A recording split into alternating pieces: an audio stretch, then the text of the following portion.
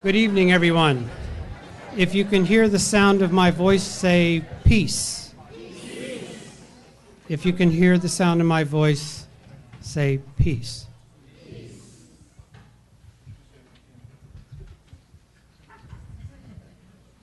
Good evening. Welcome to Tufts University and the Fletcher School, where you are now sitting. I'm Dale Bryan, the Assistant Director of Peace and Justice Studies Program and an affiliated faculty member of the Jonathan M. Tisch College of Citizenship and Public Service. Let me start by thanking you for your patience and cooperation in getting ourselves settled into this auditorium. All of us involved in producing tonight's event are very grateful for you attending.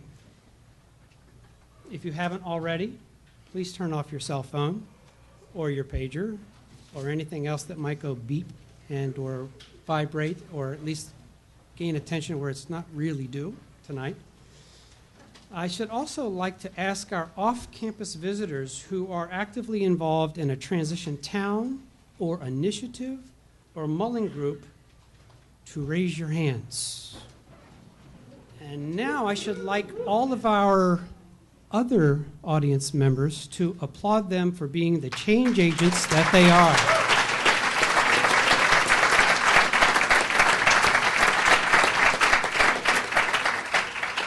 You deserve that applause and more, and for the long haul, hopefully you'll get it at every turn that you need it to keep you going. We, of course, want to welcome our special guests to campus, and for that I'm going to ask Dean Nancy Wilson of the Tisch College to extend that welcome. Please, Nancy.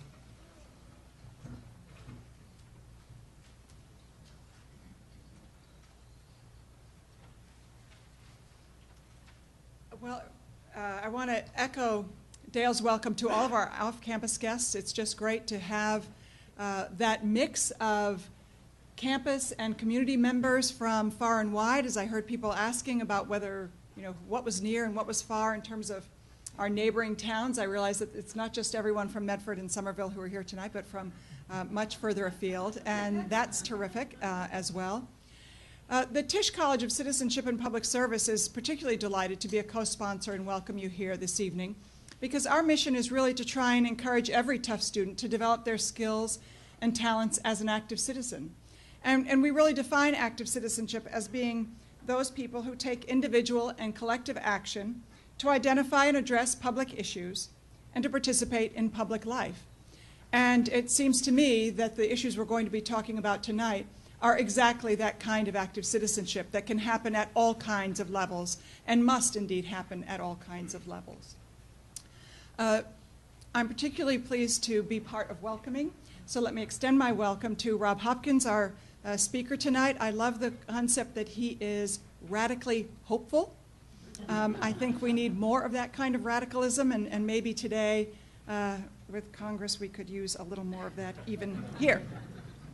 And I also want to welcome Mayor McGlynn, a good partner to Tisch College and many students at Tufts. I think we've even had Fletcher School students working with you on energy issues, as well as undergraduates on a range of topics. So, and you also form a very welcoming home to our students who roam their way around the streets and fields of Medford.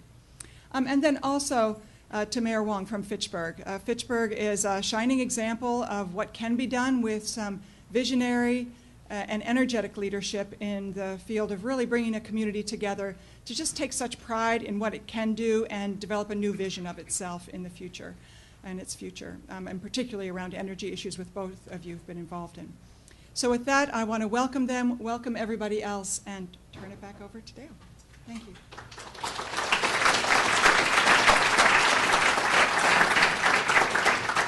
Thank you, Dean Wilson. Now, I'm going to take a moment to thank also the groups that helped organize this event wide and far. The Transition US organization, the Post-Carbon Institute, the Institute for Policy Studies, the New Economics Institute, the Tufts Institute of the Environment, the Tufts Office of Sustainability, the Global Development and Environment Institute here at Tufts, the Stockholm Environment Institute, US, also here at Tufts, the Department of Urban and Environmental Policy and Planning, a master's program here at Tufts, the Environmental Studies program, an undergraduate major here at Tufts, and the Tisch College of Citizenship and Public Service have allied with Peace and Justice Studies and bringing you this event. Of particular individual help has been Caroline Staten and Marissa Momartz of the Transition US, who are in California, and I believe because of the live stream, they're probably watching, so thank you very much. I can also thank Maggie Fleming from Transition US, who is Caroline's co-director of Transition USA. And so again, to all of you, thank you for coming. And now, the last bit of thanks are to the people who really make these kinds of things work in addition to the rest of us, and that are the student volunteers. And I have to say Neil Aronson in the back at his computer, very much a help. Adiel Polidor, also in the back, who works with me in the office, my co-workers at Peace and Justice Studies. But now, briefly, Dan Jubilaire, Emily Edgerly, Emily Williams, Marcy Ostberg, Mara McQuaid, who had the sign outside on the sidewalk, Jordan Metz, Nathan Justice. They all helped out, so thank you very, very much.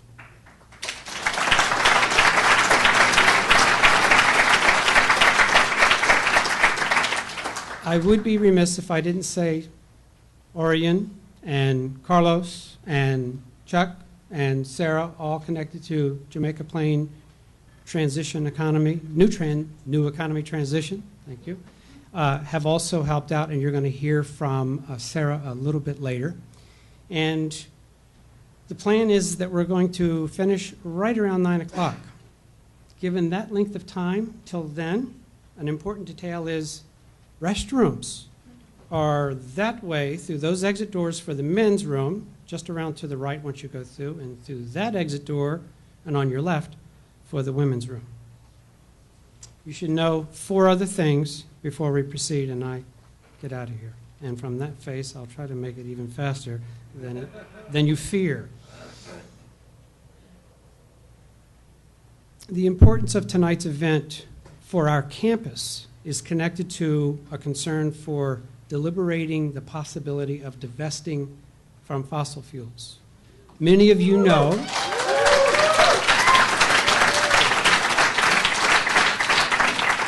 and for those of you who are on the live stream elsewhere, you can't see that that's clapping mostly from non-students, so that's a good sign too. It's an important issue. It's a critical issue for our society, indeed our civilization, to consider what in the world are we going to do safely, cooperatively, and constructively to transition to a post-carbon world and a new economy that is by its nature not something that pollutes us, but sustains us. So this forum is part of our intent to deliberate this question, not to decide, but students next Wednesday on the 9th have an online survey to vote yes or no on that question. So students, you are recommended to vote your conscience and your good wits about you. Editorial comment. One other thing that you should know, there will be book sales of Rob Hopkins books out on the mezzanine outside the registration table, and he'll be offering to sign those books for those of you who purchase them afterwards. And with that, I'll cut out the other 2. And I'm going to leave this with encouraging you to think about how this discussion needs to go well beyond here.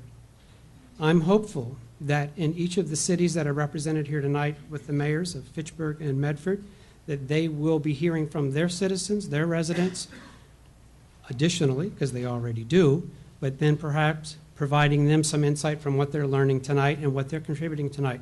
And when we get to the Q&A, and you identify, if you would identify yourself from your location other than Tufts, if that's the case, that would be helpful for us to get a more geographic sense of the crowd as well. And I shall now give the mic over to Asher Miller of the Post-Carbon Institute to introduce our speakers. Please welcome Asher Miller.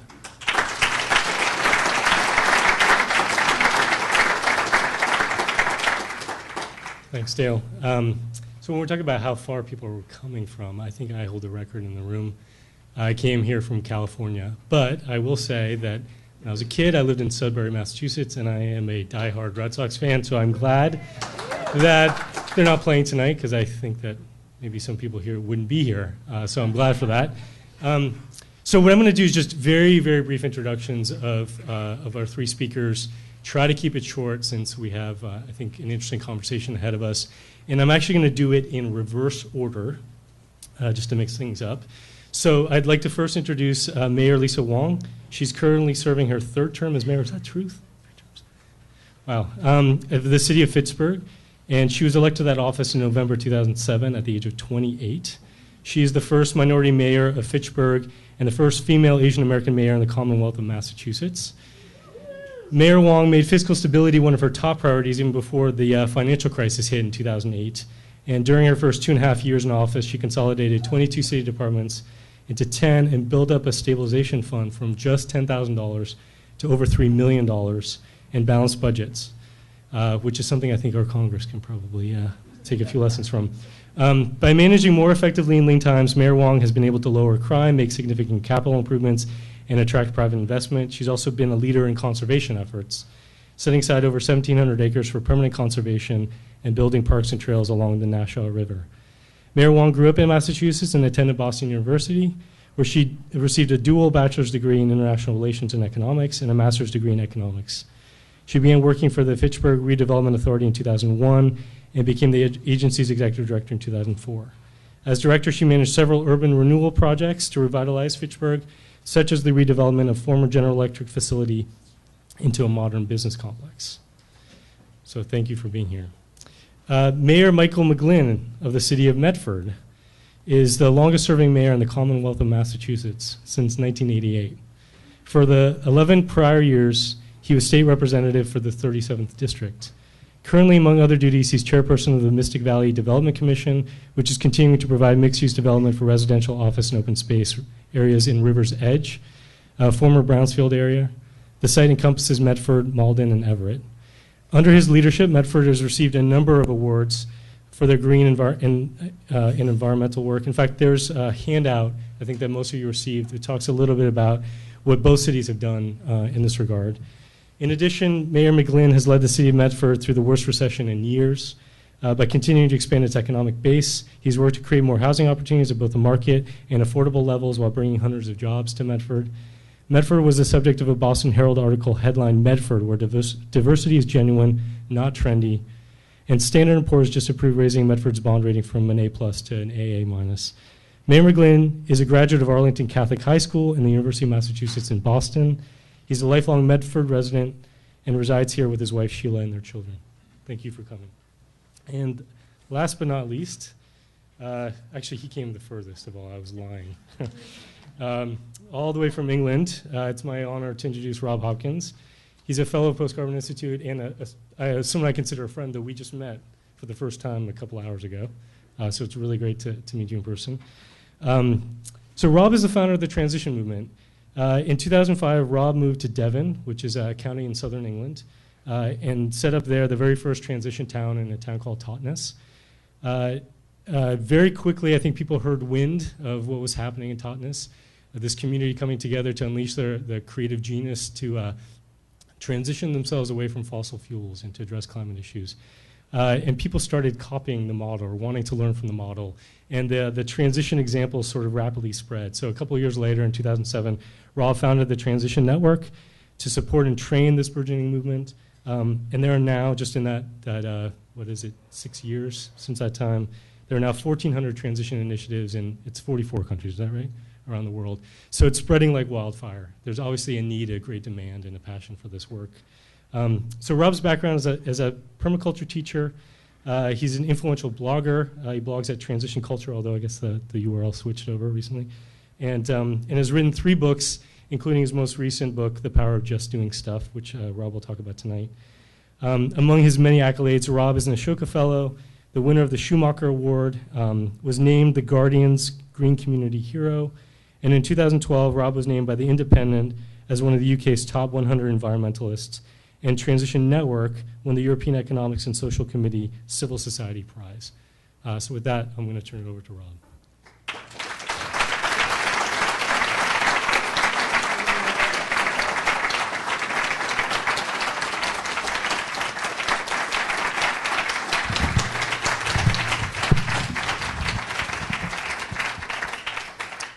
Wow, thank you very much. Can you hear me at the back? Is that all good?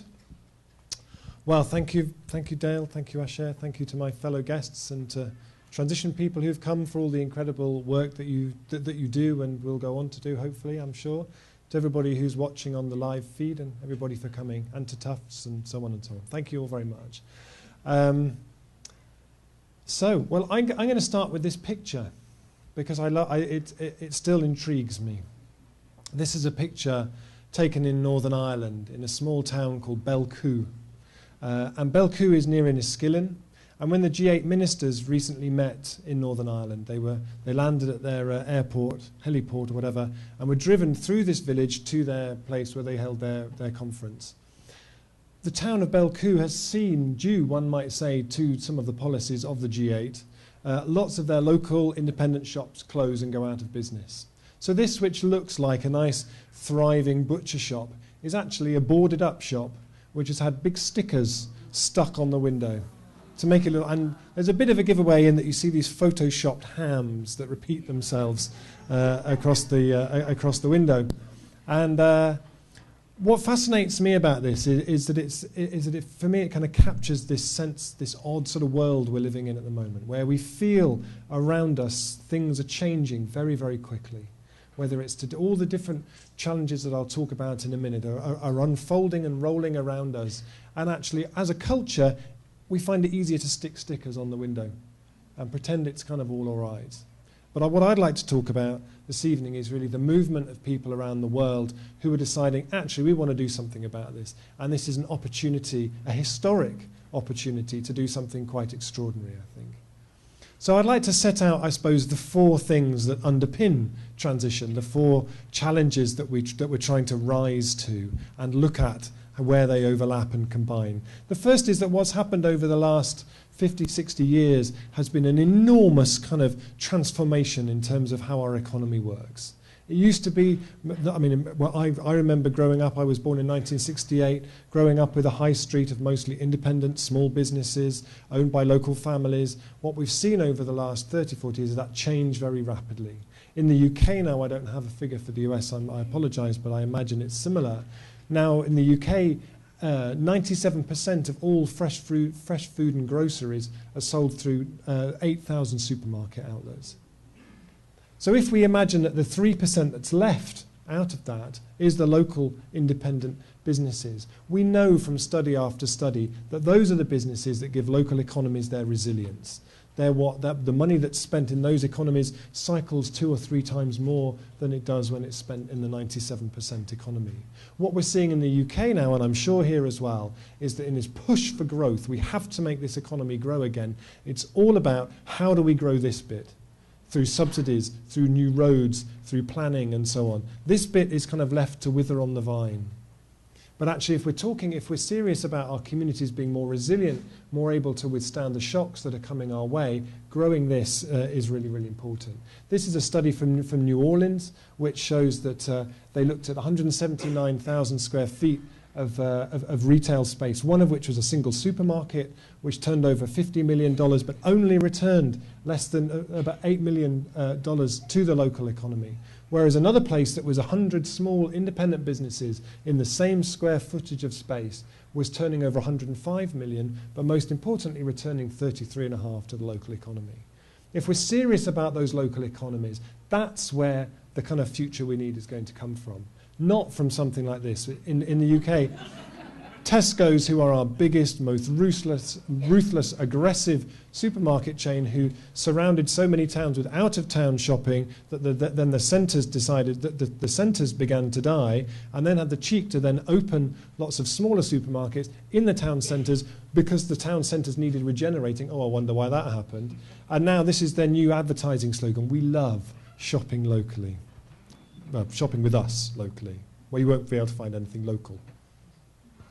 The second is this idea of growth. I think at the moment there is this kind of mania about we have to make the economy grow. It has to grow. Growth is good. Growth is always a good thing. But actually, if our children just continued growing forever, exponentially, it would be terrifying. If the plants in our garden just grew and grew and grew, we wouldn't be able to sleep at night. But somehow we imagine that an economy on a finite planet can grow indefinitely. But actually what we've seen over the last couple of years, where we've seen some kind of little bit of economic growth again, is, well, actually, what is that? What is that a growth of? And this is from the New York Times. So 50% of that growth has gone to the top 10% earners in the US. Over 20% of it has gone to the top 1% of earners in the US. Hasn't gone to you and I. So at the moment, the way things are configured, that return to growth is a return to social inequality, is a return to carbon emissions, is a return to resource use. And I think we need to think about that again and look at whether we can actually do better than that. The third is climate change. And actually, in terms of climate change, what the recent IPCC report and what the science is saying is 4/5 of what we know we have to leave in the ground. If we're serious about climate change, we can't use all that. We can use that much. And we have to get to the end of that with something where we aren't going to need that anymore. We don't have the luxury of all that. There's the issue within that, of course, that our financial institutions, our pensions, are often based on the assumption that we will burn that, and which is why it's really inspirational to hear that Tufts is considering divesting from fossil fuels. And actually, one of the things that you'll hopefully get some ideas from this is actually what you might then invest, what you might move into in terms of feels like the next important step on from that. But this climate change is an enormous challenge. And the last one is our oil dependency, the degree to which our assumptions that we will have the cheap energy to keep our society going are really, really based on often on smoke and mirrors. And what we now look to as the exciting new frontiers of fossil fuels, tar sands, gas fracking, are really scraping the barrel. They're really literally scraping the barrel because we've run out of all the cheap and easy oil. And increasingly, our dependency on oil and fossil fuels is a vulnerability. And the quicker we can break the stranglehold that it has on our ability to lead fulfilling, happy lives connected with other people is a matter of great urgency. So I started in about 2005, I started doing talks about this mad idea that actually part of the response to these challenges might come from people like ourselves.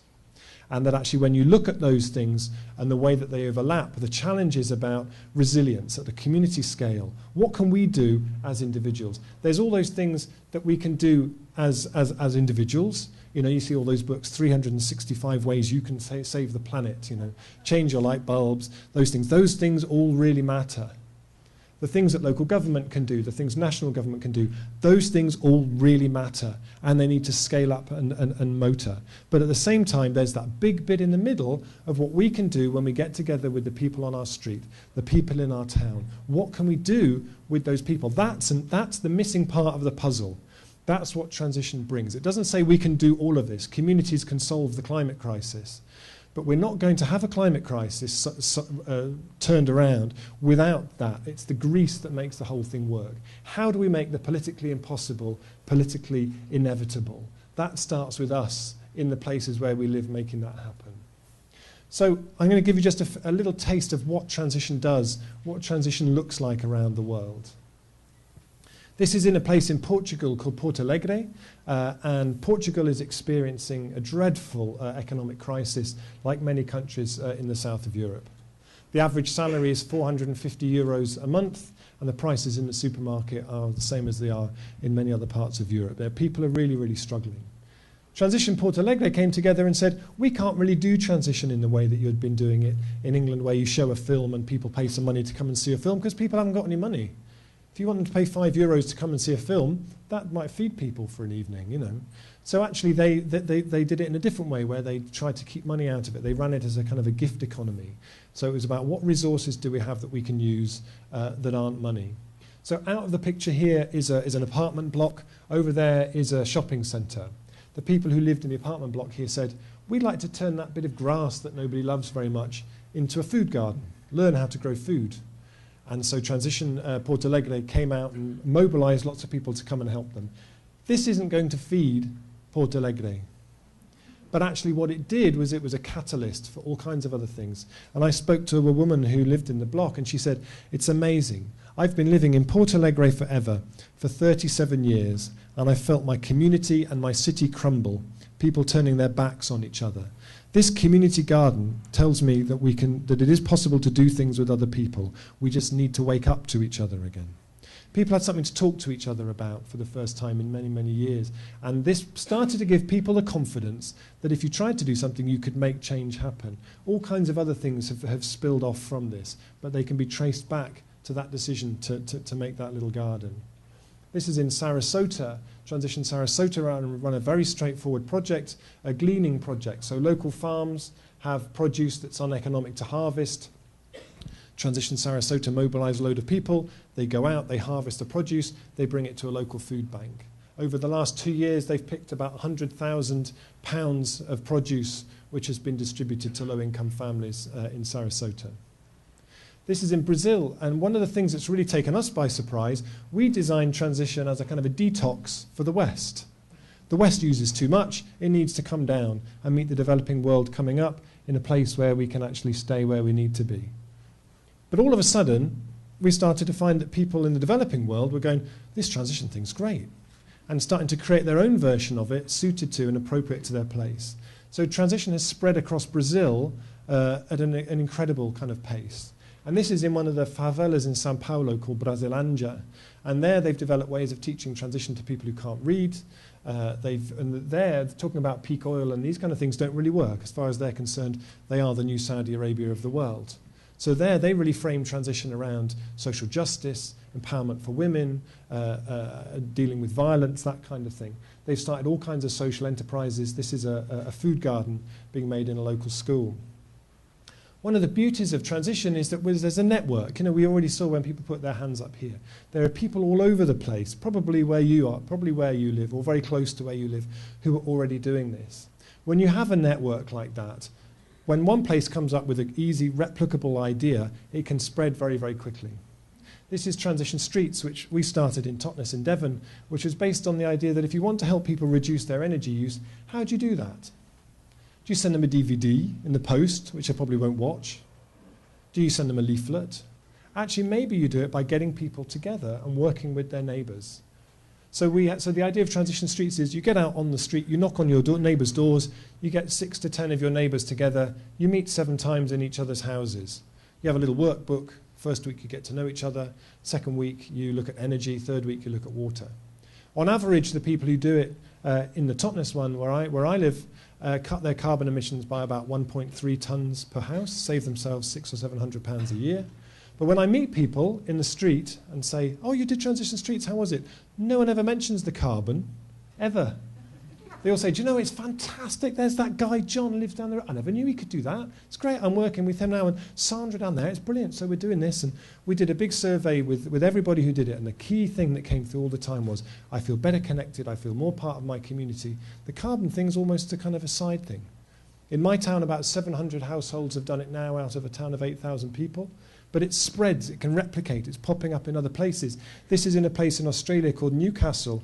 This white house here is the student house, which I'm sure some of you, those of you who are students, you know, there's sort of slightly different hours kept possibly to the people and slightly different kind of noise level tolerance possibly than the people on the other places.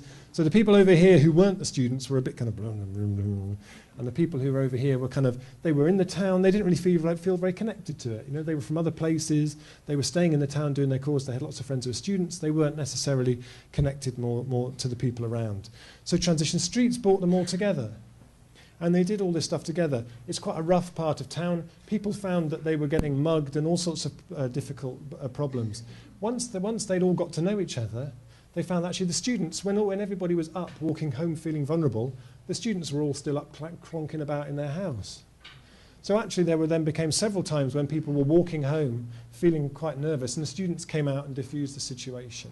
These kind of things happen when you get people together and you can cut carbon and energy use at the same time. This is in Japan in a place called Fujino.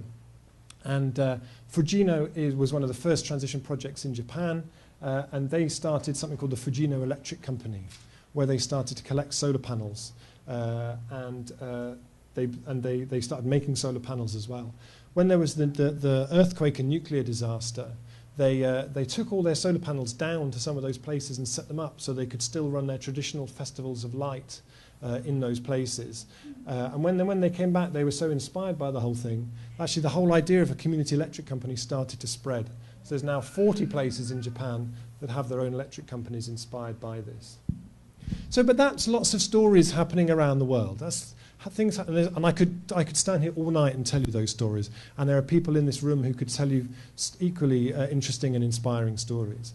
But what I'd like to look at is really, we've been doing this for 7 years now, and it's an experiment. We don't claim to know all the answers. We don't claim to know what this will look like.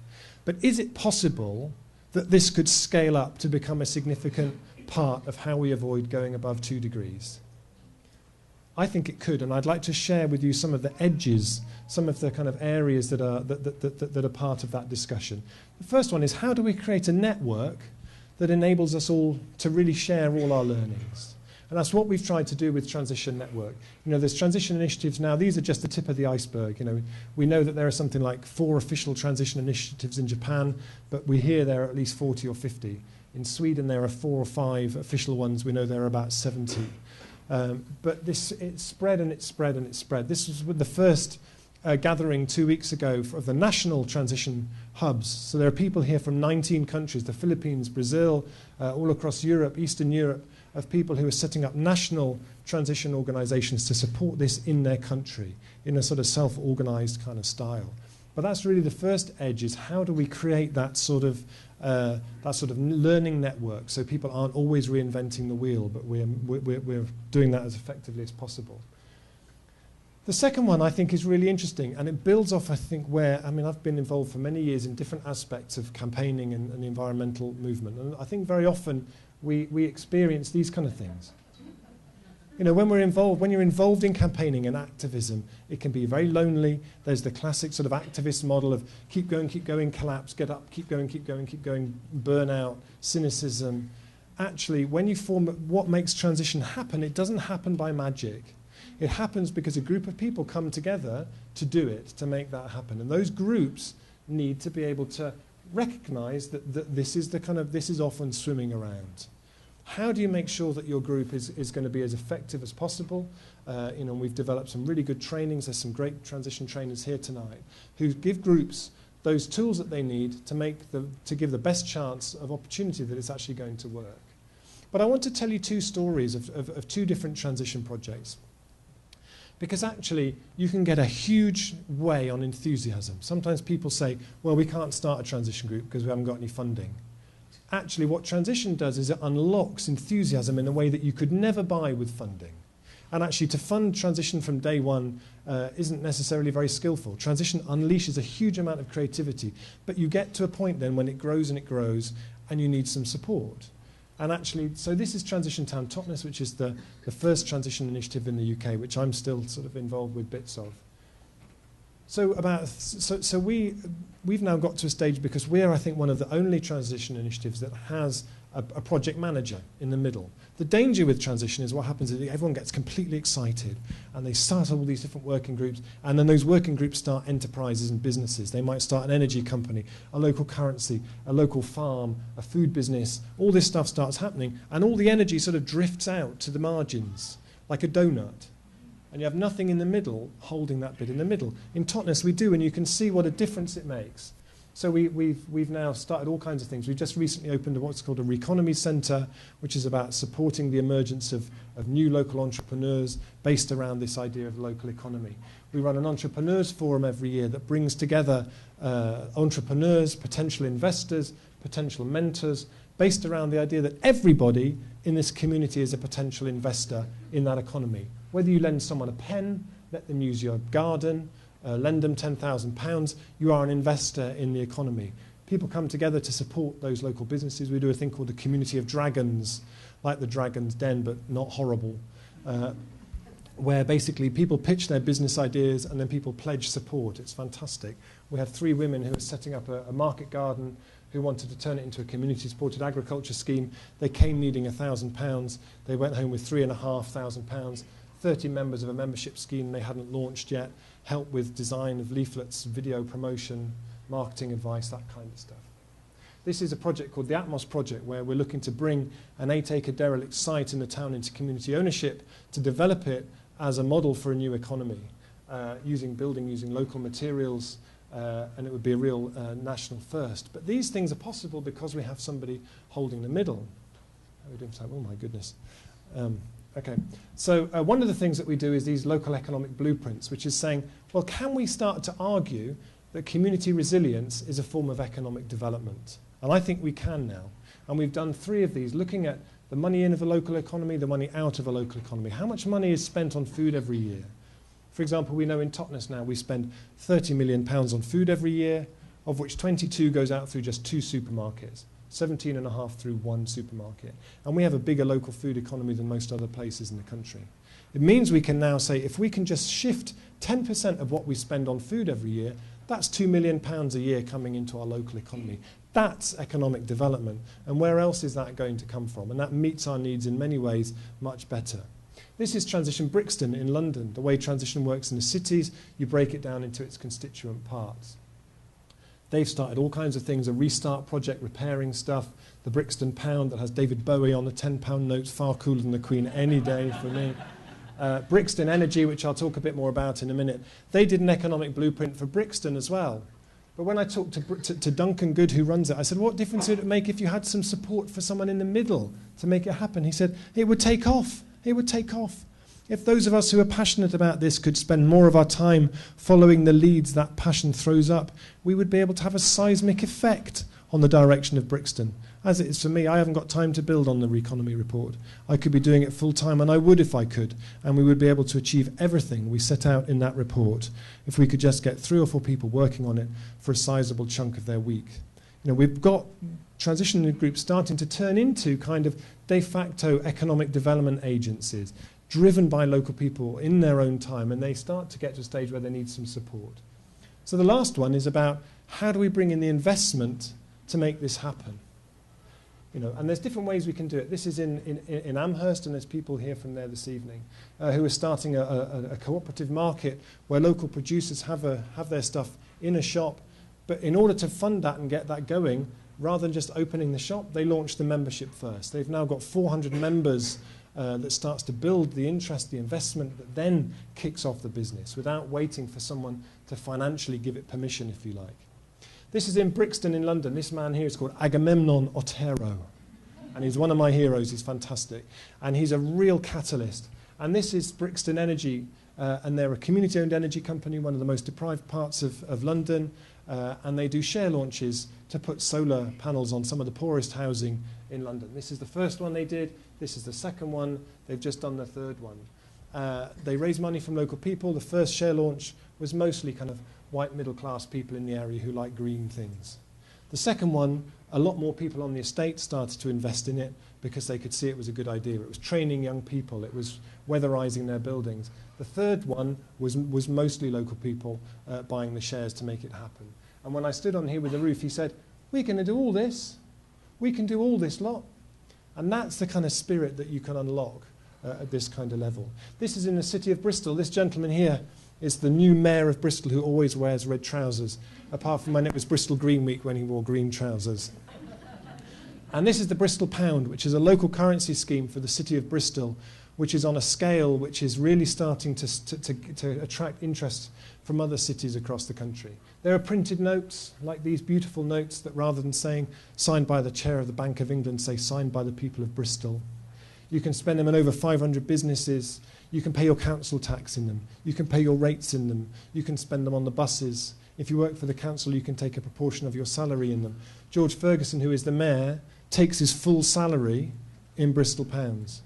But as well as the notes, you can also pay by text. You walk into a shop, you text the shopkeeper. And that's a really exciting development that has really enabled this to spread and go a long way. And this is Bath and West Community Energy, who are a company as well that has brought in community investment from people across the city, nearly £2.5 million at this stage. So just to wrap up, We recently did a report called The New Economy in 20 Enterprises. And we looked at 20 different enterprises that sit within this model that could happen anywhere. Any town could have its own currency, its own energy company, a community bank, community transport, a community construction company, a weatherizing business, cycle repair, all these kind of things. What matters is how you join them all up, the relationships that you create between them. But there, when we can start to do this, then we can start to unlock a low-carbon economy in a way that isn't just about what we don't want, but which is about really what we do want. So just to finish off before we go to the panel, I just wanted to come back to this again. Because actually what struck me when I saw this picture, when my rage subsided about how ridiculous it was how interesting it was that what they didn't make was a sticker of Walmart. They didn't make like a sort of different chain businesses. What they chose to represent for the G8 ministers to drive past was a local, independent, small-scale family business. Because I think ultimately, if you got the G8 ministers on their own individually and talk to them, this is what they'd rather see. This is an economy that meets our needs better. It means that we meet other people more often. We're in contact with local food, the local economy. It meets our needs on many different levels. So, if you'd like to find out anything else about transition, there are various things here. And if you want to get started with doing transition, please do. You don't need somebody to come from England to give you permission to start doing transition where you are. But if you do, you just got it. Thank you very much.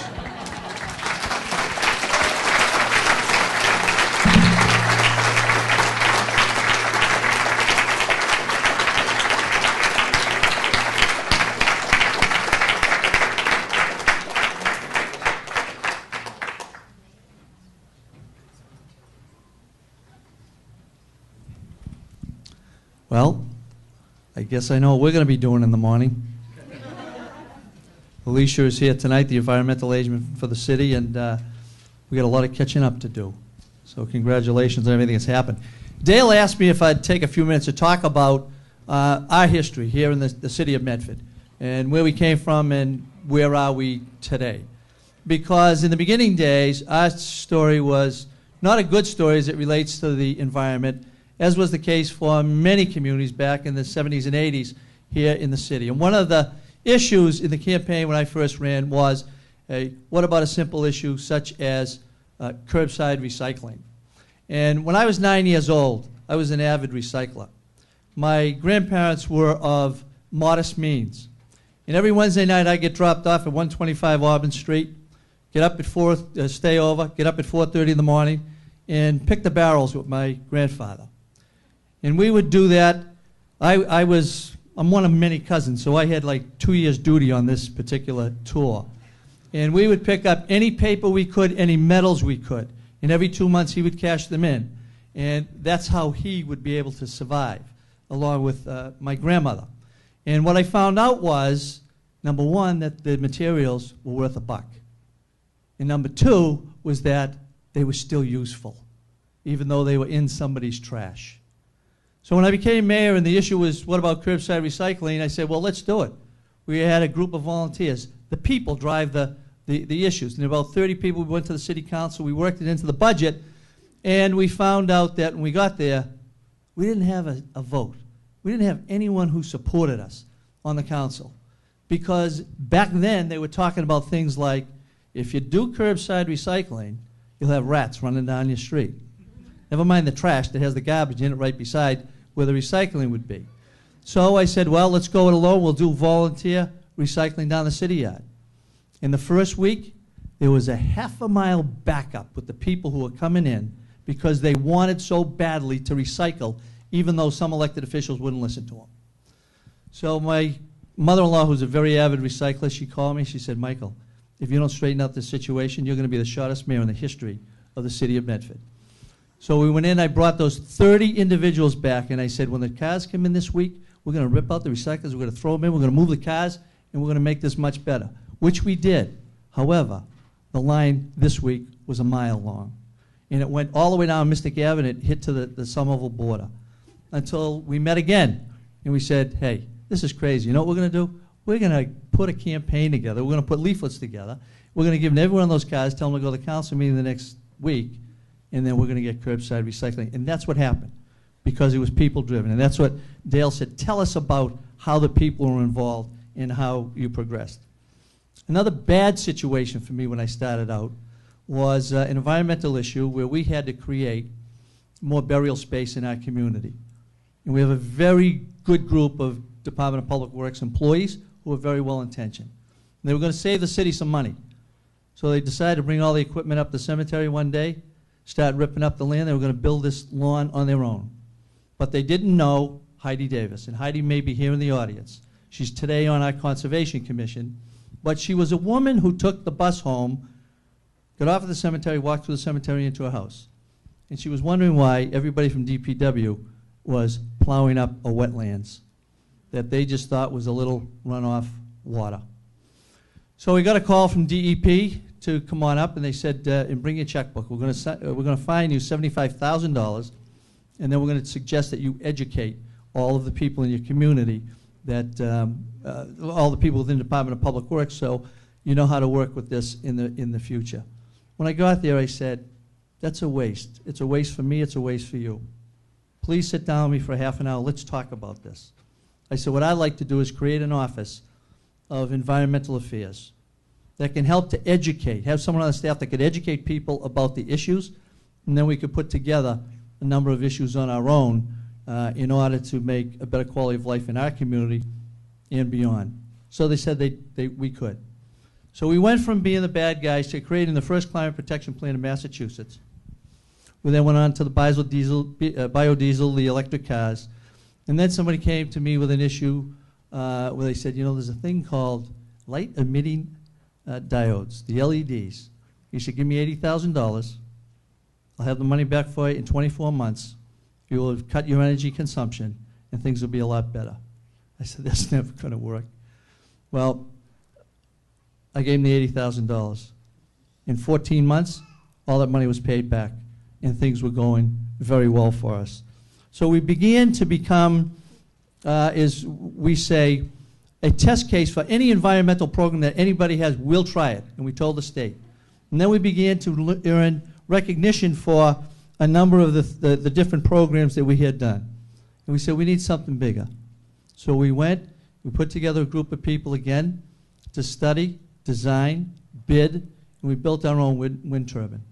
Now, we knew that we would save something financially. We knew it was good for the environment, but we never knew what a great educational tool it could be as you try and educate people about the benefits of conserving and going to alternative energy sources. It sits on Route 93. Thousands of cars go by it every single day.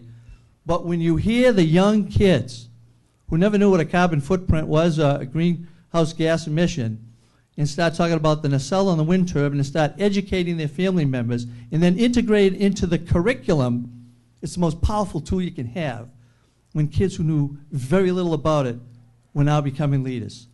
So then we said, let's take this school campus that has 3 schools on it. We have the wind turbine. Let's put solar on all the roofs. So we went out to bid on the project, and it was at a time when Congress was cutting the tax credits for the providers of the solar panels, and the RECs themselves were not as beneficial as before. So the project was sidelined. But we are shortly going to resurrect that to go and still have one location where wind and solar are both there that people can benefit from. Just 2 more examples of things that we did 2 years ago, which wasn't a bright move on my part. It was in the middle of an election year. I decided to introduce single stream recycling. And many people who knew very little about it didn't like it. It was very unpopular. We were getting killed again, but I had the authority to sign the contract, which I did. And we implemented it. And we found out a couple of things.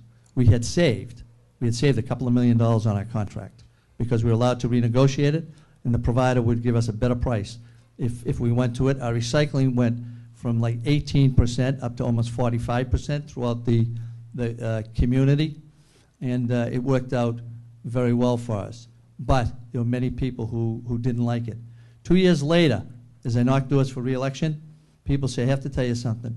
I didn't like the program at all, but I love it. Our streets are cleaner, recycling's up, money's saved. It's a good thing for the community.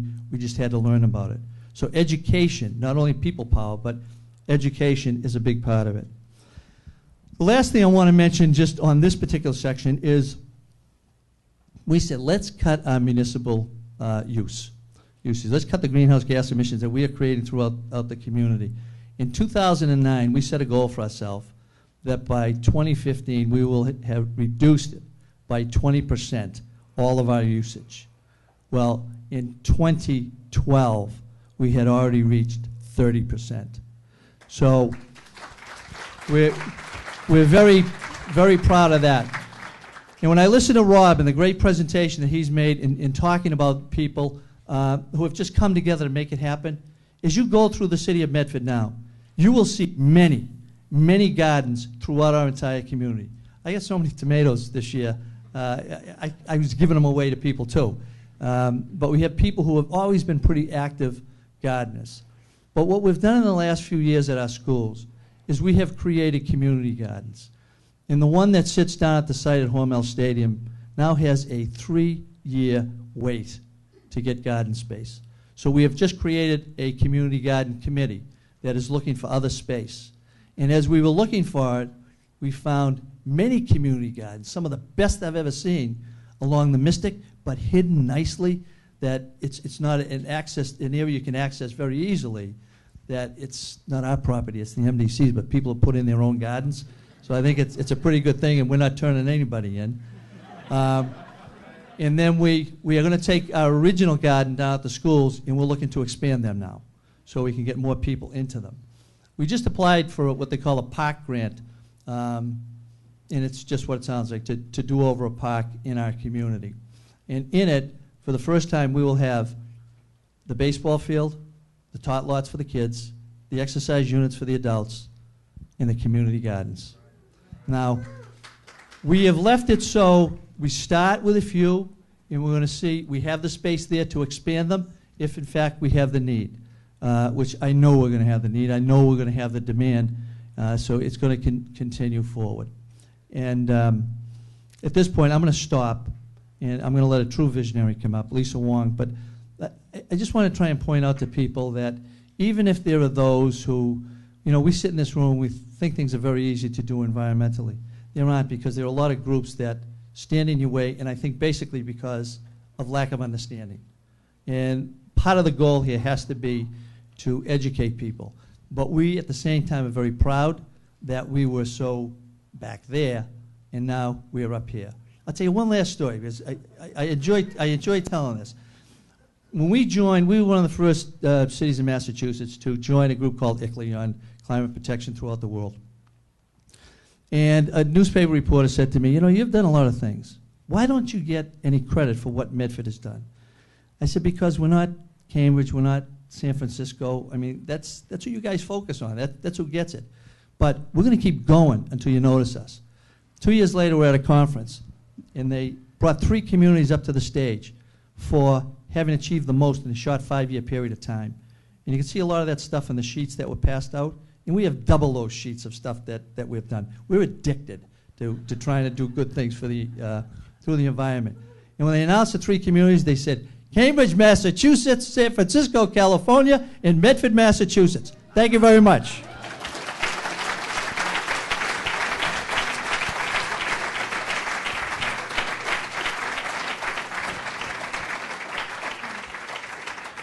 Well, good afternoon, everyone.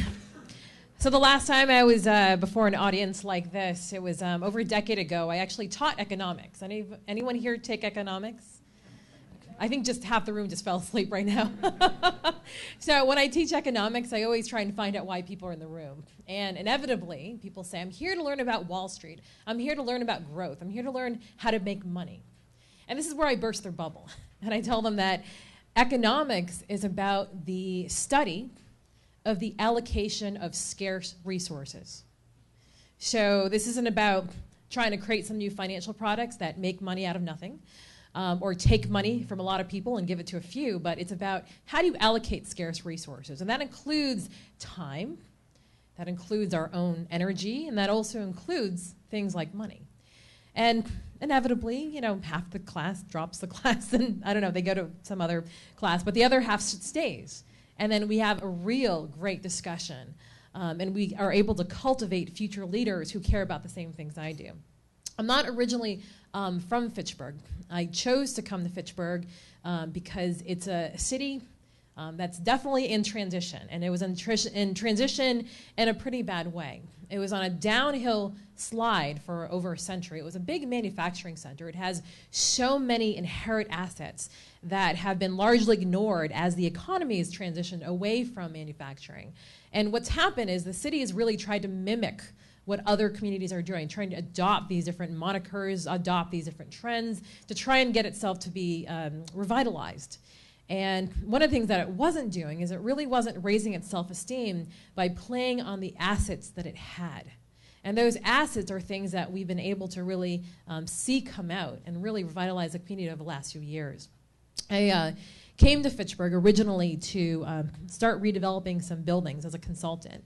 And it was interesting. I would look at these real estate studies, and they would talk about how these historic mill buildings should be turned into cold storage, because apparently cold storage was the highest and best use, and it would have the highest profit yield.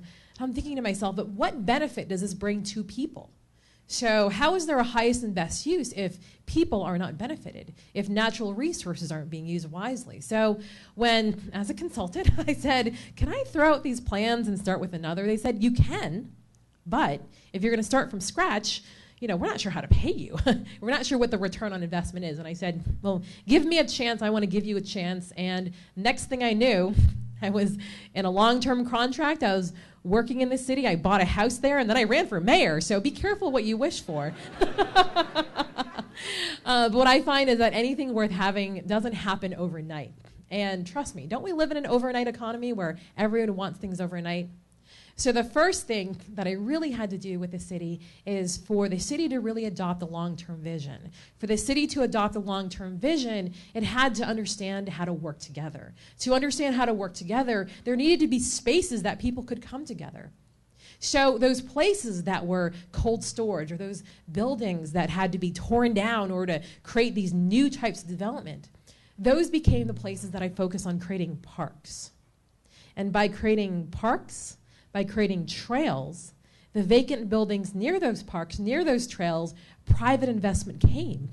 And they often came without expensive public subsidy. They sort of came on their own because people said, wow, I want to be near a park. I want to be near a trail. So lo and behold, every time we built something, there was a return on that investment, actually pretty quickly. I think quicker than cold storage, which is pretty neat. And then, of course, what happened is that we started filling those old mill buildings with people.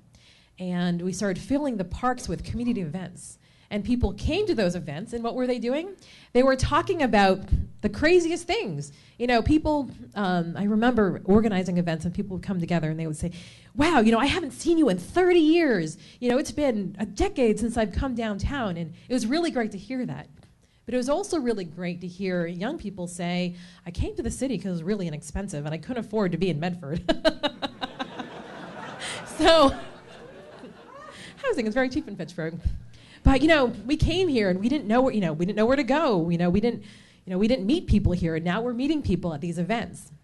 So what's happening there is people started, through those informal networks, working with each other. People started getting married to each other. You know, it's crazy. People would move in together. People would start businesses, or they would realize, I'm a photographer, you're a marketer, I'm doing this and that. And we started to see all of this happen organically. And that really made me very proud. That unlocked something to say, wow, you know, we're creating growth, not, you know, yes, in terms of per capita income, but we're creating growth and vitality through this community. We're also saving resources as a result. So people started working and living more locally. So I said, well, you know, what else can we do? And that's where I started butting up against politics. And I realized that there was some very simple solution that politics could unlock if there was a political will. And I actually had a list of like hundreds of things I wanted to do. And I realized the only way to do that was to become mayor. So I became mayor. And then we started doing things like, I know this is really, hold on to your seats.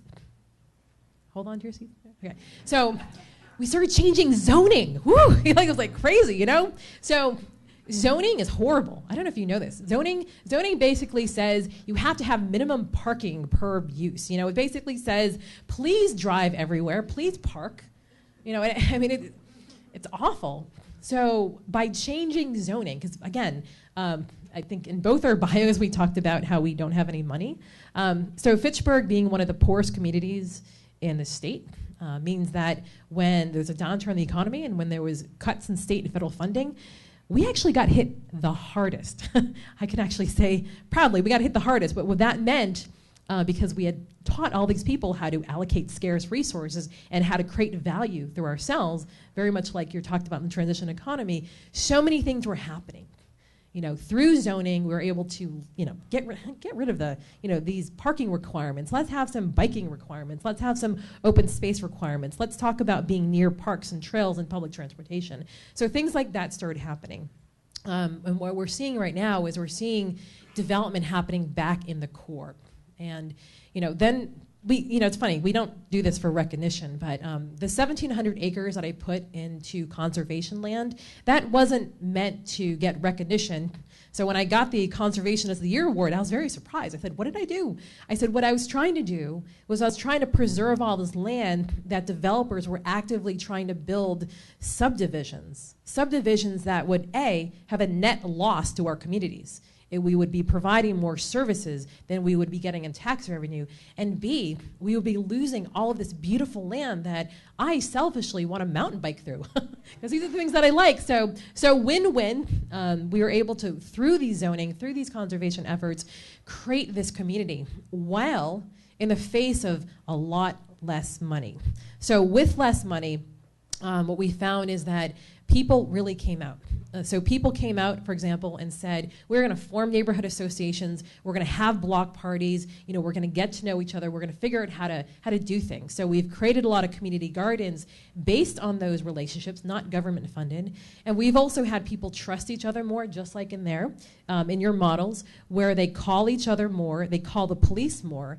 And even though I've had to reduce our police force by 33%, crime went down. Youth crime, when 8-year-olds were shooting 8-year-olds a few years ago, it's been nothing. It's been 0% of the last few years because the kids are outside, they're playing, they know each other, they're engaged in the community gardens, they're engaged in each other's lives. So, and I can tell you this is not bureaucracy, this is not creating programs, this is really all about these sort of accidental things about really allocating scarce resources, really getting zoning right, really getting everybody together. So thank you.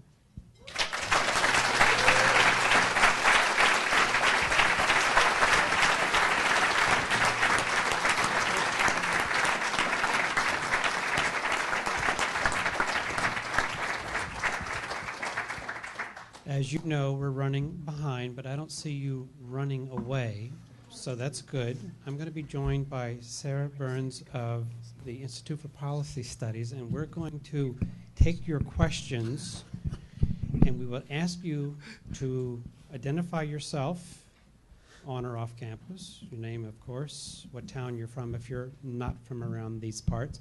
Try to direct your question to an individual as opposed to all three at once, and let that individual know.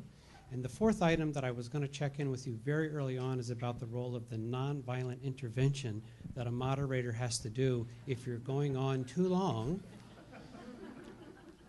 And so be forewarned that that's what I will practice, but I will start with the hands on this side of the room. Is there one over here that wants to? Please, in the very back. And I realize that these are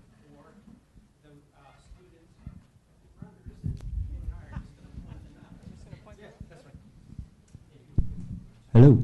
Oh. Yes, I'm Colby. I'm from Hubbardston, which Mayor Wong probably knows where it is, but no one else does.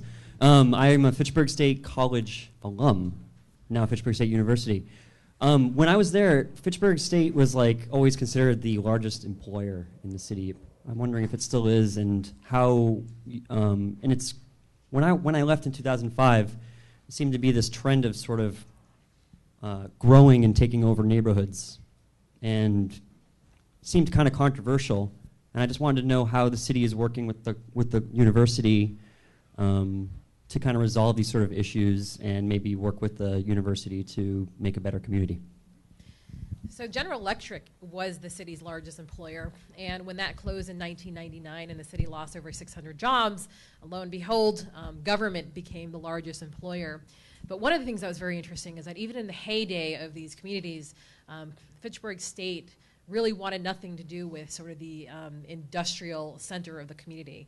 And I've lived in college towns. I lived in Laramie, Wyoming, so I know this sort of disconnect in these town-gown relationships. But one of the things that we've seen is that by extending our hand towards the college and they towards us, they've really been able to create a lot of development downtown. And one of the things that they've done is they have actually backed off on, here's this college campus with a wall around it, and actually said, here is this economic, we're going to be an economic engine. So we're going to create, for example, a need for student housing. But instead of us building student housing, we're going to allow the city to attract private developers to do that. So that's sort of the new mentality of the college right now, is that they recognize their role as an employer, as somebody who brings in fresh new blood into our city every year, but then they invite the city to figure out how to make the multipliers greater by attracting private development and attracting entrepreneurs. So we're never going to see the big, 600 employer GEs again, but we are seeing is because we're inviting the private sector to embrace college needs, we're seeing the college students understand the role of the city as servicing their needs versus just the college, which means that their needs are being met. They're also liking their involvement in the city, and many of them are now choosing to stay, which is tremendous, and they are becoming the new set of entrepreneurs. Can I follow up on that just for 1 second? As our relationship with Tufts, Tufts is still the #1 employee here in the city. 30 years ago, the way you got reelected to the city council was you beat up Tufts. And that was the theory that people had. Since I have served as mayor, I've tried to educate people that in government that they are our #1 employer. They do have a payment in lieu of taxes program for us. They do help us educationally. The dean knows what the Tisch scholars do for us on so many projects in the city. So a lot of the town-gown conflict that used to be here, it's not here. And I think some of it's dissipating in other places too. But I've said it before, and every once in a while I get in trouble when I say this, but I love Tufts.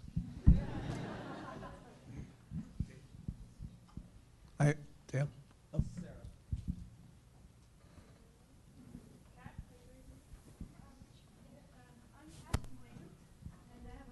Rob. Oh, thank you. I'm Kat from Wayland, and I have a question for Rob. I know that you had renounced air travel, and we're very happy that you have now renounced that renouncement and that you're here. So we were wondering what was the reason for you to do so? So for those of you who don't know, I haven't flown for 7 years. I saw An Inconvenient Truth sitting in a cinema, and I got to the end of An Inconvenient Truth, and I thought, I need to do something. I can't leave this cinema not having made any change to my life, and decided not to fly. So everything that you saw in the presentation there has been built without getting on any aeroplanes. So using Skype, using YouTube, using all the things that we're now able to do, and designing a network that is built around the idea of self-organizing, not needing people flying around the world telling people how to do it. I saw a film about 8 months ago called Chasing Ice, which some of you might have seen. And then the world passed 400 parts per million for the first time. And I thought, I didn't want to be in a situation. Well, we were asked to come to an event that we were at earlier this week in New Orleans, the Environmental Grant Makers Association, to talk to them about transition and this kind of way of thinking. And I think it's certainly not that I've renounced the idea of. I mean, this is talked about as being the first and last time I come, and that's almost certain to be the case. You know, it's not going to open the door, but this felt like there was a really important case for coming this one time. I felt ultimately, to be able to say to look my children or grandchildren in the eye and say, that time when we could have turned the climate round, well, you'll be really glad to hear I didn't I didn't fly. They'd be like, oh, well, thanks a lot, you know, that's great. What you mean, and you could have made it so it's not, so this is a one-off really, and but I hope that it, I hope that what it inspires people to do will offset my having done that. We'll see. Hi, I'm Bruce Hitchener. I'm the Director of Peace and Justice Studies at the program at the university. And first of all, I want to thank you all for coming here tonight. And I want to thank you, Rob, and Mayor Wong, and Mayor McGlynn for joining us. I think this is a wonderful event. And first, a big hand to Dale for organizing. Kirsten. Rob, I have a question for you. You're speaking to the converted here tonight, right? Most people in this room believe in this. We all think it's a great idea. This is your first tour of the United States, and my question to you is that, as you know, there are a lot of places in this country where the transition network isn't even conceived of, where, in fact, energy use is really kind of pretty rugged in ways that we wouldn't particularly think of. Are you going anywhere? Are you talking in parts of the United States now, or how do you reach out to those many places, let's say in the flyover parts of the United States, where these issues are not even thought about and need to be addressed? How do we deal with that? Because, you know, we're always talking to people in this room that are, you know, go along with us. Yeah, no, that's a very good question. Well, I'm going to Houston.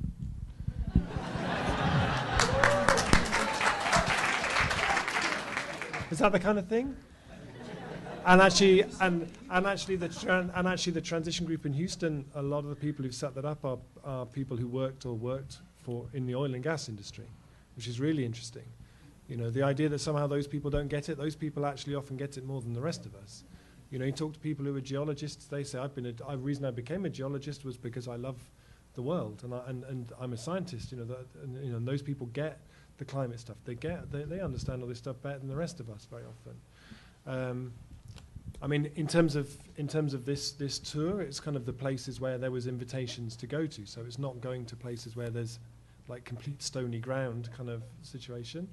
But the thing that intrigues me about transition is where it does pop up, and it's absolutely not always the usual suspects, you know. And sometimes sometimes I go to visit places where there's transition happening, and it can be almost the sort of people who might set up the Rotary Club or I don't know what the equivalent, the Women's Institute or those kind of things, you know. And actually, for me, transition is designed to be like a social technology that works at the local level. It's not designed to be like a national campaign. It's not designed to be something that sort of is a left thing, a right thing, a centre thing. So that blueprint that I talked about for Totnes, the power of that is that it's co-produced with the town council, district council, chamber of commerce, the local schools, local colleges, local development trust. That's able to happen because it's something which resonates across the board. We have people involved in all different kinds of strands. And so as soon as, you know, sometimes people say, why don't you form a transition political party? You know, well, actually, the whole point of why that wouldn't work is because then you have to have positions on a whole range of things, which immediately lumps you in somewhere on the political spectrum. We're much more powerful, and that's not to say that we don't also need campaigns and people with of integrity and vision who get into politics and who make things happen. But at the same time, we do need something that's able to run at the local scale without that, and there's a real power to that, I think. And if we can get that right, there's no reason why it can't pop up anywhere. Rob, I think Lisa and I have picked a lot up from you just tonight, in the short time we've been together. I just have a suggestion. U.S. Conference of Mayors, National League of Cities, there's like 3,500 elected officials around the country. Not that you're organizing them, but you give them that same information and inspirational talk, then you're going to get them pumped to go out in their area. So if you ever want to get a bunch of elected officials together, National League of Cities, U.S. Conference of Mayors, always in Washington. Can we do it by Skype? We could do whatever you like. Yeah. Hi, can you hear me? Yeah. My name is Evan. I'm a student, and I'm working at Tufts on the fossil fuel divestment campaign. And so, so Mr. Hopkins, thank you so much for your endorsing it earlier. But my question is for Mayor McGlynn. Yes. You had talked about the idea of using these actions, using the wind turbines and things like that as a source of teaching. And that's something we found incredibly true with the Tufts divestment campaign. And I was wondering if you could just talk a little more about the use of divestment in Medford or perhaps at Tufts as something to help bring this community that we want to, build between, the town and the university, how we can make that stronger and how we can make that happen. First of all, I can't speak for Tufts. Obviously, the whole subject matter is something that I think we'd all like to do. But for a mayor, you have to understand that it's not the tax revenue that comes in that we're investing in anything. The investments from the city, usually in our pension fund, which is from the retirement board, which is an independent board established by law and governed by who sits on it and who doesn't. So it's not something I can say to them, just we're gonna drop the oil companies, we're gonna drop the coal companies, if they're even invested in them. As you know, some of the stuff, it could be in blind trust. But that's a discussion that we would have to have at some point with them, with the board. And I can't speak on their behalf. But if you want to ask me, what would I do? I'm with you. Because, as I said, what we're trying to do in a very small way in our own community is look at how can we come up with a lot of alternatives, how can we do more wind turbines, in the community. Incidentally, I didn't say that when we were going to put that up, I heard people, they were killing us. And they were saying, we don't want to listen to whoop, whoop, whoop, whoop, whoop, whoop, whoop. We don't want to see shadows cast upon our homes and all that stuff. I said, what are you talking about?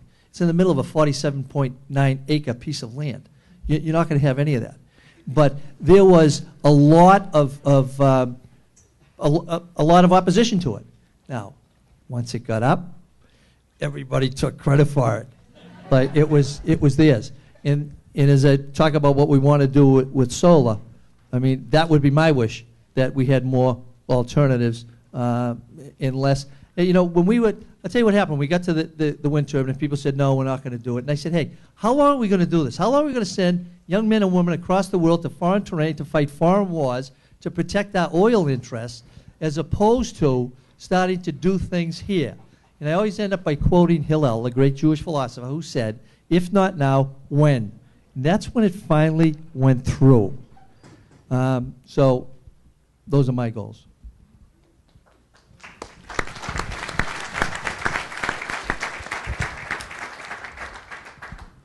Hi, my name's Will Pearl. I'm a sophomore at Tufts also. And I don't want to belabor the subject, obviously, but I did want to ask another question about divestment as an issue, because I saw divestment from fossil fuels on the title of this event, and I think it's really important with economic transition that we talk about how we invest as well as how we invest. How we can possibly divest, choose socially responsible investing. And so there's a bill in the Senate right now to divest the entire state pension funds from fossil fuels. It's S-1225, it's in the Senate. It's sponsored by a Tufts alum. And I've got two questions. One, I know maybe you don't control the retirement board in Medford or the city council to ask them to do this, but one, if it were in your power to pull if something like a state bill were to happen, that would also simultaneously divest Medford's pension funds from fossil fuels. Would you take that to the retirement board and divest from fossil fuels Medford's? And also, I had a second question, which is that there is an event happening on November 12th here in this very same room with various elected officials from the Somerville and Medford area about the state divestment bill, including Ben Downing, the senator who is sponsoring the bill. And I was wondering if you would like to come to that event as well and learn more about state divestment, which is working to divest $1.4 billion from the Massachusetts pension funds, and also maybe look at how Medford can work. I know there's also a campaign in Somerville to divest, and there's been some problems with that. So, okay. First of all, send me an invitation. I will. Yeah, thank you. Secondly, I thought it was Senator Brownsburg's bill. No, it's Senator Downing. Senator Brownsberger is on the committee in which the bill will be heard. Okay. Which, yeah. I have not seen it. I haven't seen the bill at all. I served in the legislature for 6 terms, so like to read them before you actually go through them. But I think it's important that, is it a bill or is it a resolution? It is a bill, and I'm wondering if Medford as a town, obviously, you could champion a resolution that would say, I support S1225, the bill that would divest Massachusetts from fossil fuels, and I'm wondering if that's something that you would support. I could do that. Yeah. All right. I could Great. do that. Thank you.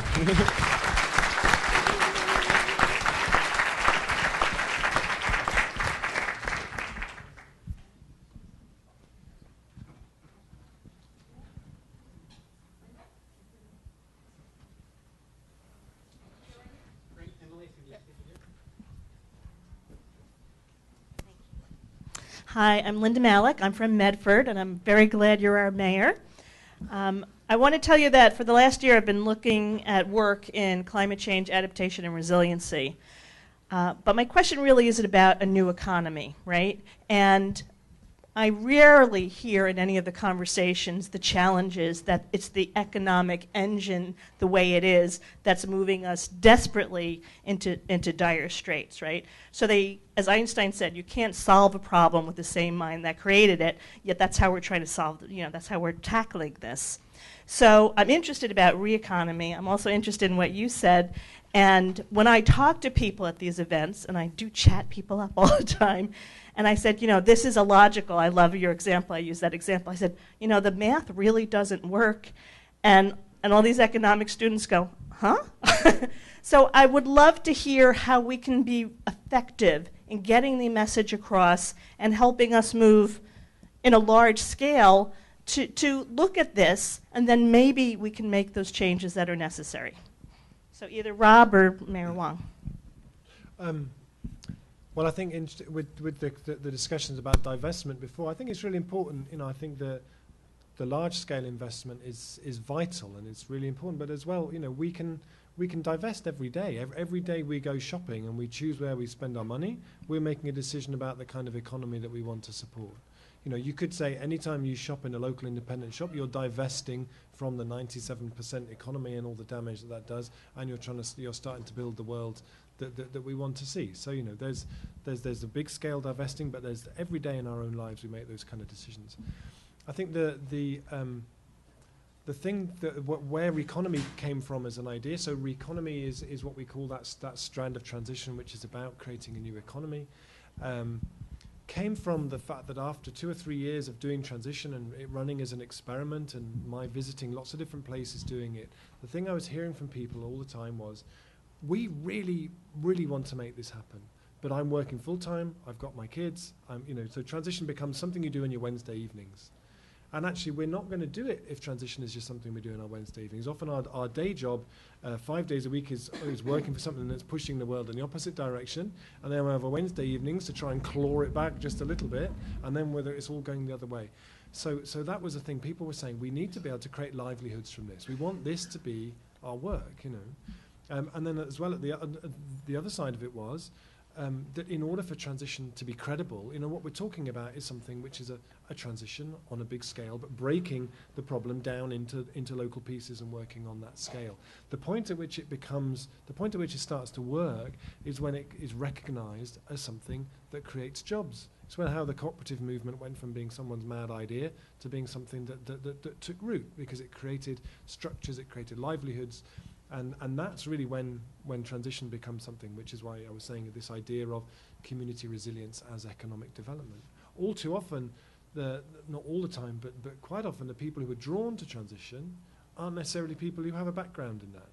Quite often, they might be people who've, sometime one place I spoke to these group of women who'd set up this fantastic local food business, said, we'd spent all our life up to this point doing everything we could to get as far away as possible from the idea that we would run any kind of an enterprise or a business or whatever, And now there they are, and they've had to learn about all this kind of stuff, and they're absolutely flying, and they love it, So I think it's something where what economy does in the wider transition movement is to supply those tools, the inspiration, the resources people need to be able to step it up, because that feels like that's the next step in the evolution of all this to me.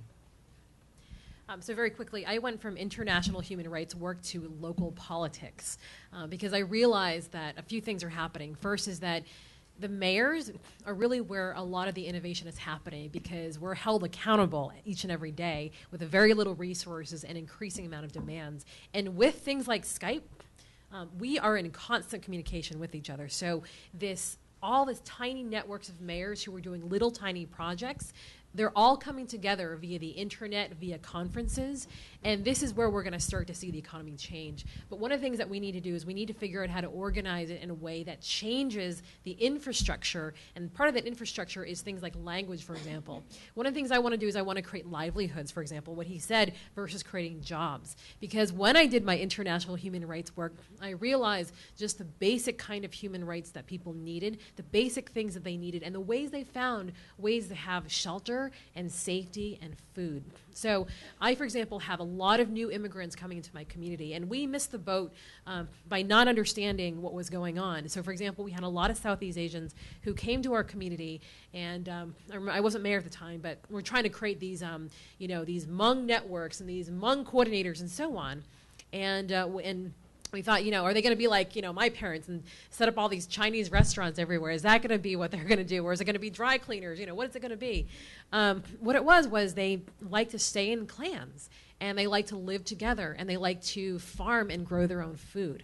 So they like to take care of each other. They didn't necessarily need to have jobs and learn the language and so on to integrate into the community in order to get their basic human needs. They have figured out how to take care of themselves. So what happened is they figured out they could buy large tracts of cheap land in Minnesota, and they all moved. I mean, 7,000 of them came, and then they all left. It was like, what happened?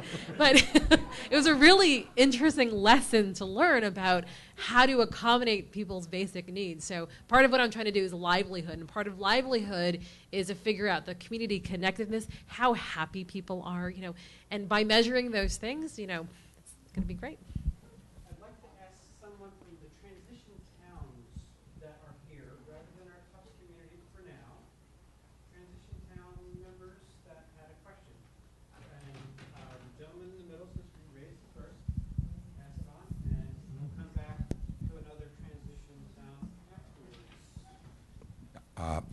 I'm Conrad Williman from Transition Newburyport. We were the first transition town in Massachusetts and the 21st in the country. And I have a question for you, Rob. Transition town movement benefits from this positive can-do spirit that operates above the fray of political give and take. Yet the challenges humanity faces, especially the growing climate change crisis, seem to demand more than merely being for a transition away from fossil fuels, but also to actively stand against forces that threaten our future. Britain's own George Monbiot, am I pronouncing his name right? Monbiot. Summed it up succinctly in his review of the new IPCC report when he said, "It doesn't matter how many windmills or solar panels or nuclear power plants you build if you are not simultaneously retiring fossil fuel production." So, do you think it's time for local transition town initiatives to be actively involved in protests and actions to end the fossil fuel industry?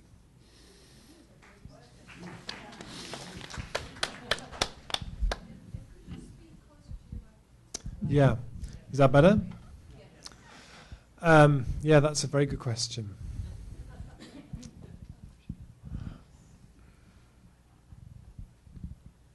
I think it's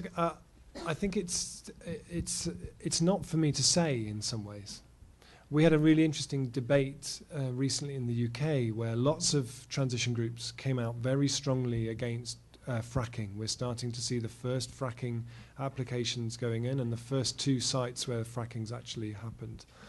An enormous protest at a place called Bolcombe in Sussex, where people were huge camps around this place trying to stop the fracking from taking place.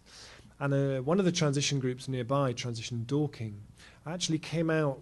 It was the BBC picked it up and reported it as Transition Group Support Fracking, which was a complete kind of distortion of their position. But their position was actually quite interesting, and there were people there who kind of knew their stuff, and they were saying, well, actually, if we look at the scale of the challenge in terms of climate, we have to stop using all the coal. We can't use all the oil, and we can't use all the gas. We can use a fraction of the oil, a fraction of the gas. If we use all the coal, we can't use any of the rest.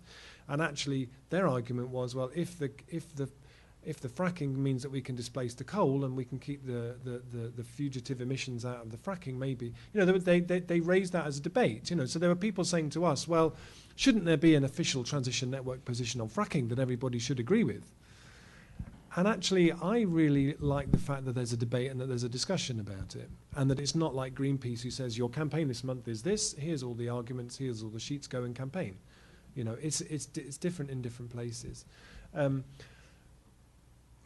I think there have been cases where transition groups campaign against things and take a position against it and lobby against it. There was a transition group in the south of Wales that ran a campaign against a fracking license application and won.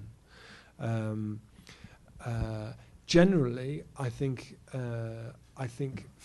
the power of transition for me is the fact that it doesn't start out with a big long list of things that it's opposed to, that you have to also be opposed to before you can get involved.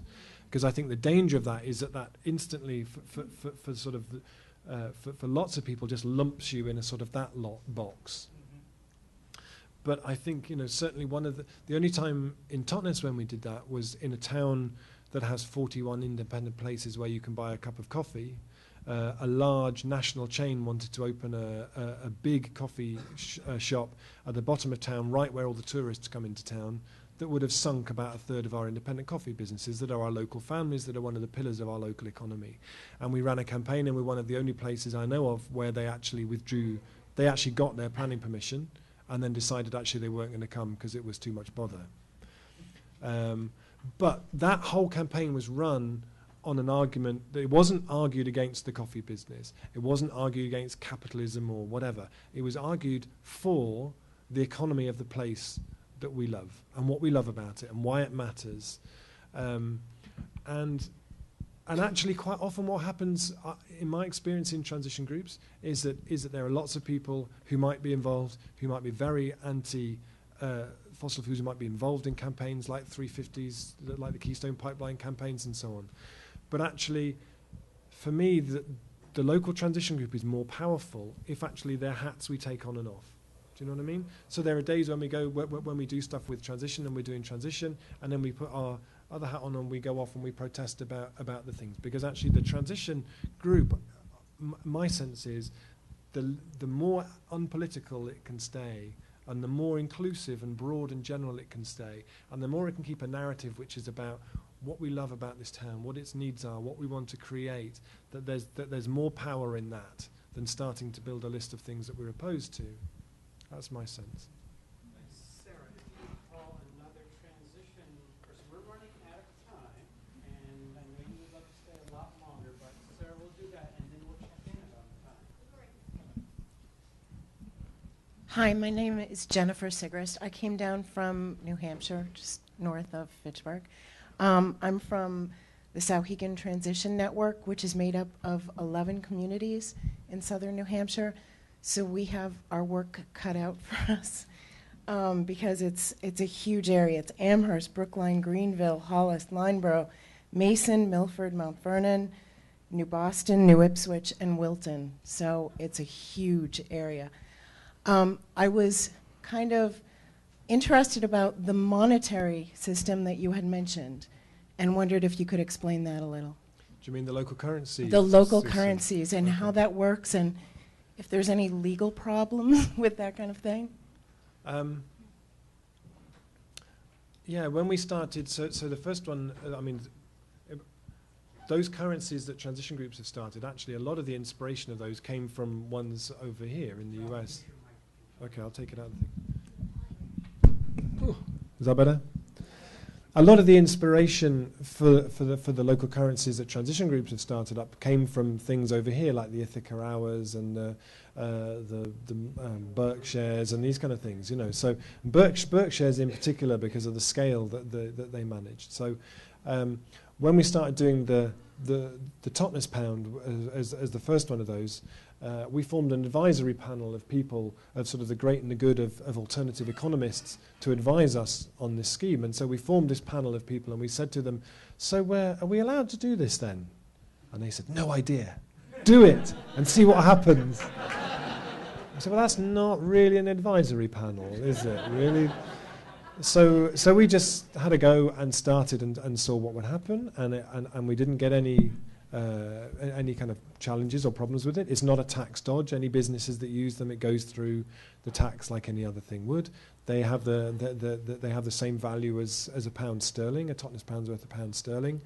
And then Lewis did the Lewis pound, and then the Brixton pound. The Brixton pound then added this element, which was this pay-by-text system, which was really kind of innovative, and which Transition Network helped to create, and is now available as an open source thing for anybody who wants to try and use it where they are. When they announced they were going to do the Bristol pound, which is a city of 800,000 people, the Bank of England said, and so they went up to London and had a meeting with the Bank of England, and they spent about 3 hours going through what is it exactly and how does that work. And so what they established was that the legal status of them, it's not money. The legal status is the same as, do you have like book tokens here? You know, if you want to buy someone a book for their birthday and they don't know what kind of book they want. So it's like a gift certificate that you would take to the shop. Yeah, it's like that. That's the legal status of it. And then I suppose that the difference with the Bristol one is having that support of the local authority makes the most enormous difference, and which is what's interesting other places now in terms of them going to scale. Speaking of books, that might be the transition to our closing, because several of you who want to buy books or have Rob sign the books want to do that and not be here past 10 o'clock, and it's going to take a little while. I would like to ask Sarah, before she puts the mic away, to tell you a couple of things about the Jamaica Plain organization's work, please.